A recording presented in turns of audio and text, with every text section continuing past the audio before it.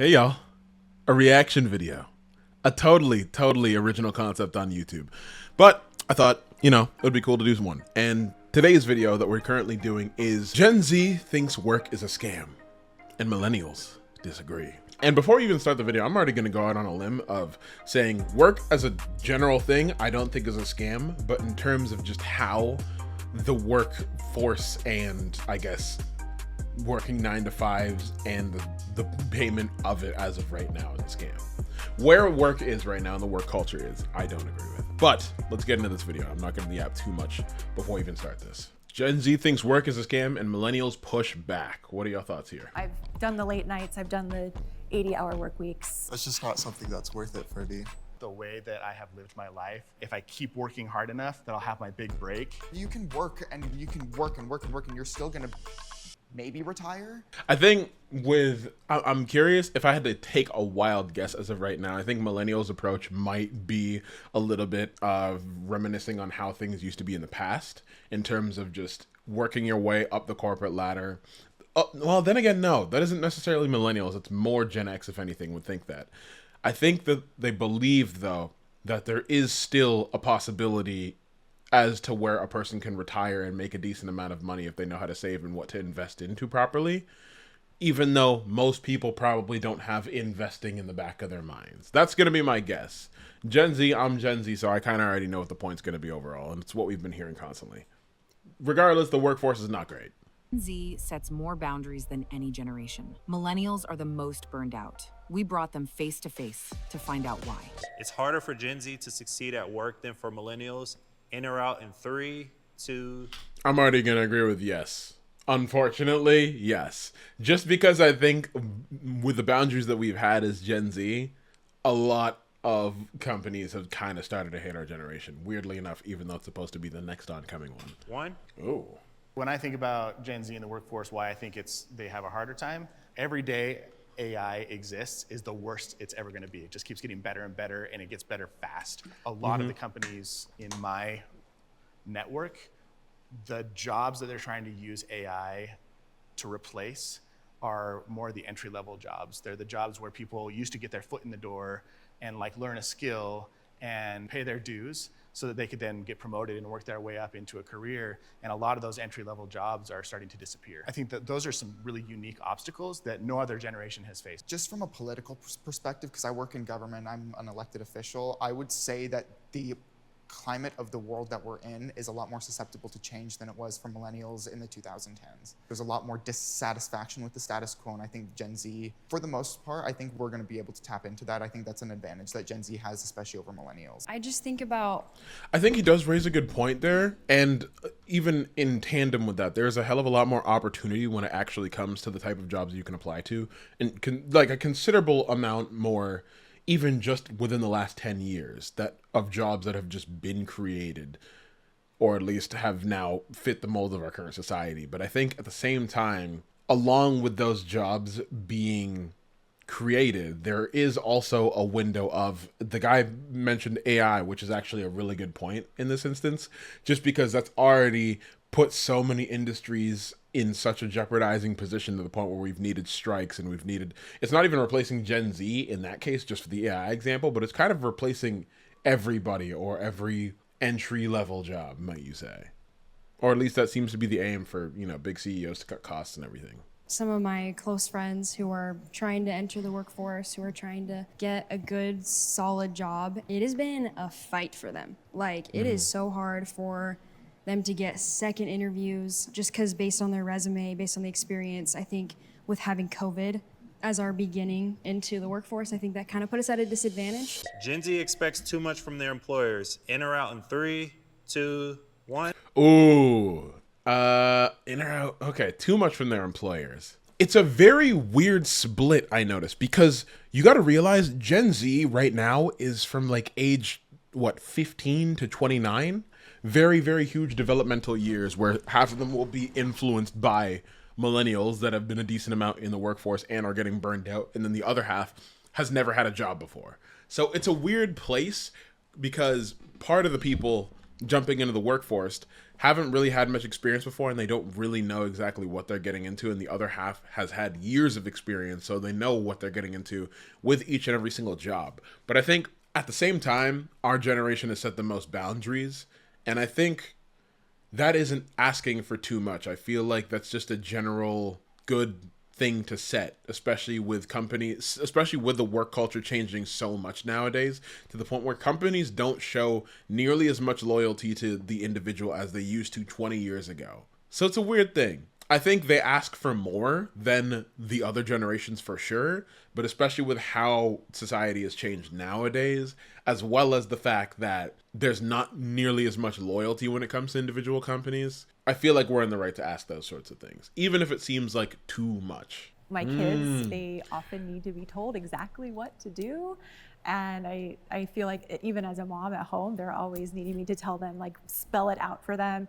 And I think as somebody who owns a business and employs people, I definitely prefer somebody who can kind of just take the initiative and not have to be told everything to do. Then again, at the same time, though, that leaves room for misinterpretation. I think maybe it's less of an ask to say, tell me directly what to do, just because they're so uncertain. And don't get me wrong, there's anxious people and they might be completely uncertain of what to do.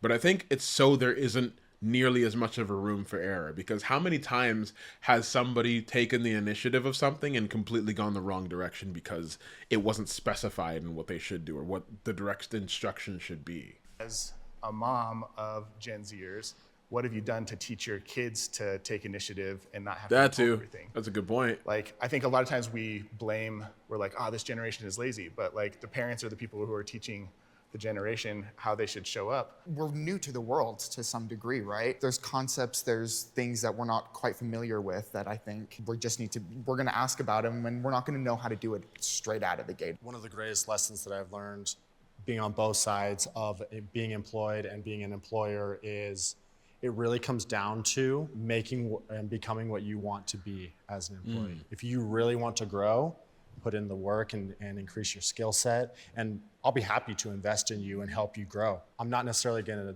throw it out there if you're not necessarily showing the initiative. I understand where you guys are coming from, but I think that's a good point to be able to point out, like, you know, you have to show initiative, but even I don't know this person, so I can't necessarily assume, but even taking the general vibe that this person might be like a really, really good business owner that cares about his employees, that's within like 3% of general employers. Like, a lot of people, CEOs, you know, business owners don't really care. And I don't know how huge and scalable his company is. Maybe it's like a medium size, but if it's any sort of large conglomerate, like a lot of companies, they tend to not really care or bother investing too much into specific individuals unless they have like really, really key positions, I feel. I don't know. every generation Maybe I'm being too pessimistic. needs somebody to mentor them and show That them too. the ropes. Nobody comes into the workforce knowing what to do. And it is nice to have somebody who already knows how to do the job. But if you're going to hire a Gen Z, or you're going to hire somebody who's young and typically maybe less expensive because they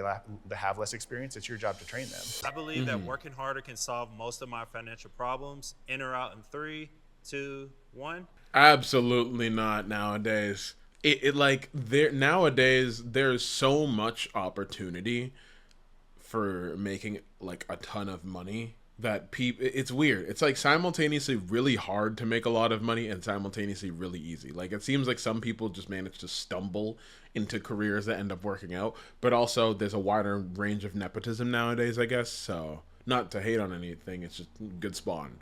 But I think, I don't know, it's working harder can solve financial problems, but it's not like a guarantee thing. It's a lot less of a chance of doing that, because nowadays, and we hear about, you know, how popular the trend of quiet quitting is, or just not really pushing that much into your position if you see that there's no growth. A lot of companies will try to cut costs as much as they possibly can and not really give promotions even to the hardest workers. So nowadays, I would say that wouldn't solve most of your financial problems. I'm over here because personal experience, the more that I worked and invested into myself and my business, it has been a gradual increase in how much I make. I think when it comes to that, when it comes to your individual business, and like investing in yourself, then I believe working hard will help your financial problems, of course. But when it comes to working for another company, I don't think it's so much in the cards for the individual. Jobs right now, from my own experience, I will never be able to own a house on my own, even on that income. I could pick up more shifts and I'm still never going to be able to reach that amount. It requires some sort of structural societal change. By design, the minimum wage was meant to be able to support a minimum lifestyle, but it just doesn't do that. I doesn't feel do that like anymore, yeah. growing up and to this day, there's a really strong message that everybody's just a few steps away from being like a multimillionaire. There's a lot of people who have that same mindset of, oh, it's just turn the corner and you'll become a millionaire, whatever, right? For sure. And how many of us in this room are millionaires? I know deep down in my core that it's a really garbage thing to believe, but if I'm honest with myself, the way that I have lived my life, if I keep working hard enough, that I'll have my big break, and that won't happen if I stop working. You can. The thing is, though, and I would agree with him more in that situation, just because, especially when it comes to investing in yourself, nowadays there is more opportunity than there ever has been in order for people to make their big break in whatever they're looking for. Especially with social media nowadays, we have people that look at Hawk Tua, right? You basically get handed a career, not to like hate or anything, but you basically just get handed a career off of one internet joke, and now she's a multimillionaire. Granted, she did the whole rug pulls and like bailed at that point, but even then, just the opportunity that she was given was just like around the corner. And we see this time and time again, where I think maybe now that social media is moving so fast, there seems to be rising stars every other week where people are able to create, you know, the opportunity of a lifetime just because they're currently in the spotlight. So in terms of working harder, if it comes to investing in yourself, I think you can. But when it comes to, once again, other companies, not so much. Work, and you can work and work and work, and you're still going to maybe retire. That's the way that the world works now. You see how many old people working at Walmart or Target. Ultimately, if you're not either lucky or have some sort of intelligence about you, you're not going to be able to pull off everything you want to do. So hard work doesn't always pay off, frankly. But Let me ask Oh, you is he switching I'm gonna change sides? to the Work Smarter, not Harder Yeah. group. Let me, that's okay with let me, you. let me ask this question. Okay. How much of success do you think is hard work, and how much of it do you think is luck? Like if you want I to don't be think the it's top luck. 5 Well, income earner, I don't think it's completely luck. I think there's I just realized I wasn't even pointing in the video, but I think there's an element of luck when it comes to it, of course. But they always say that luck is when opportunity meets preparation. So if you're continuously building upon your craft and your skill set, then that lucky break will come. Like genuinely building it, by the way, not like very passively. there's like it really is luck. But yeah, I don't want to be rich. I just want to make enough money to support myself and the people in my I life. feel like that's the I feel average Gen person. Z has more of a mentality of like, we just work to live. Whereas millennials, I know Yeah. the way I was raised, it was like, oh, you work to level up your life. It's like you work so you can have a bigger house and you can go on nicer vacations and then you can retire and be really comfortable. And it's Oh yeah, Gen Z and probably Gen Alpha eventually, unfortunately, unless things majorly change, hopefully, is very much a we just work to live at this point. Like I'm just trying to pay bills. But like we also want the opportunity of making it big, but I think for the average person, they're probably just trying to make their bills and realizing how much of a scam it is nowadays. like, it sounds like what you're saying is like, as long as I have food on my table and a roof over my head, I'm gonna. Yeah, I mean, and money to buy fun things. There's more to life than work. I'm willing to sacrifice my well-being to advance my career.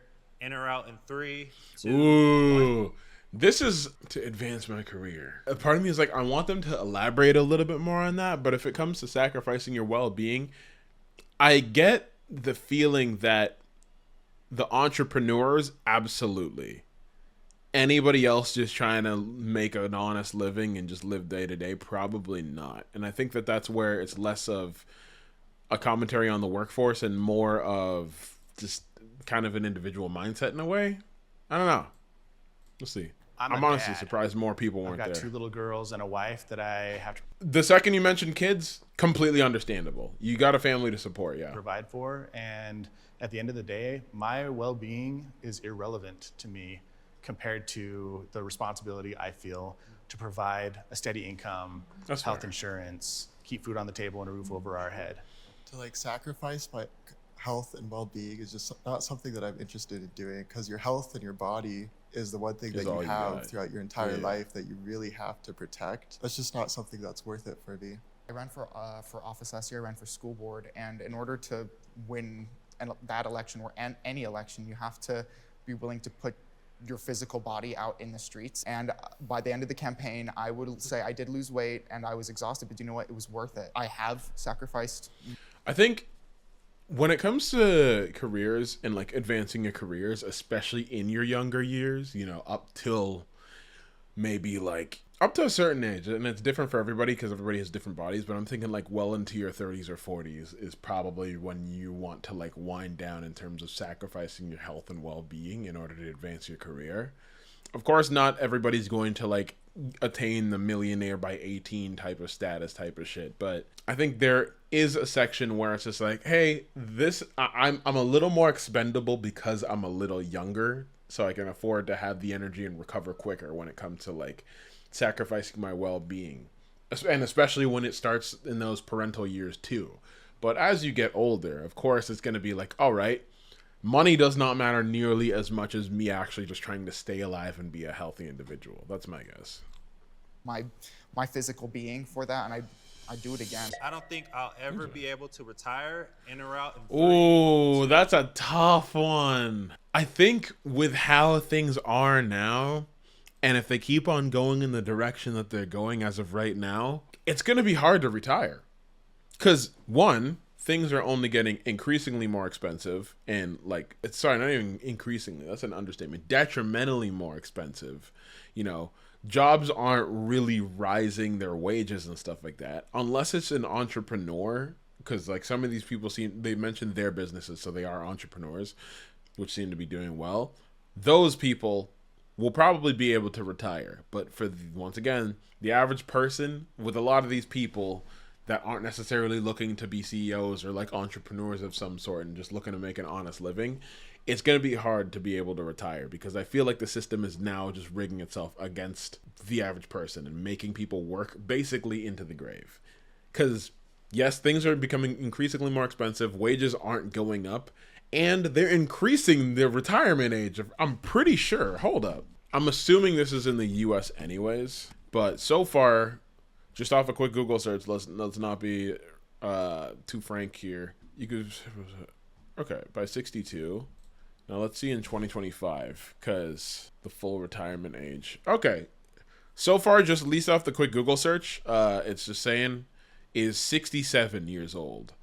But at that point, like, it's crazy how many people, what the fuck is this? It's saying 67 years old, but at that point, it's crazy how many people are a lot less mobile, a lot less healthy, or just straight up die. Like, retirement is meant to leave you at least a decent amount of time to really just like bask in all the work that you've done. Take the time to actually chill. But nowadays it's looking like, how can we just you know squeeze what's left out of everybody as much as we possibly can and almost leave them with nothing. Like, a lot of people you see die within 5 years of retirement at this point. I don't know the exact statistic, but it's not like people are left with much time left after retirement, unfortunately. I don't know. So I'm guessing a lot more of these people, like majority, is probably going to be in the no for this. 2, 1. Or I don't think so probably in the green, sorry. Oh, okay. I was wrong. I don't anticipate making enough in my lifetime to save enough to retire. I do fully believe it would need some sort of structural and societal change in order for most of us to retire in a way that many older folks are retiring now or got to retire before we came up into this world. In the middle of my career, took some entrepreneurial risks that didn't pay off like big time. During that time, I wasn't like putting stuff in my 401k, and I wasn't saving up a giant nest egg like a lot of my peers were. Like, I'm not sure that Social Security will be around when I retire. It feels like there's gonna be lots less safety nets. So I guess it depends on what you define as retire, but I don't see me getting to my like 60s and 70s and being able to stop working. I think that if you have a goal in mind and you plan for it and you have a strategy to achieve it, that just about anybody in America can retire. Maybe it does. I think, although that's true to a certain degree, it's not like every single plan that you make will follow through. So it's just like, yes, you can plan, you can plan it down to a T of like, this is my goal, this is how I'm going to attain it, these are the necessary steps that I'm going to do in order to make it. But as this guy just said, he also took, as the guy in the green said, he also took some financial risks that just did not work out. Sometimes you can have an entire plan and it just does not work out. So I think I don't really agree with that too much. It does require some hustle. Maybe it does require Sacrifice. Maybe it requires potentially for a season doing something that you don't enjoy. And so I think that to be able to retire, if you're focused on that, you can make it happen. Alrighty, good job, guys. That's it. Interesting video. I don't know. Very interesting video. I think it raises a pretty good conversation, but like, I unfortunately have to take more of the side of the pessimistic viewpoints of Gen Z when it comes to the workforce. And I'm not calling them pessimistic just like out of spite or anything, but just because the society that we've been given at this point is not really working for us a lot of the time. But I think it raises some good questions. I'm curious on what you think, so comment down below. Leave.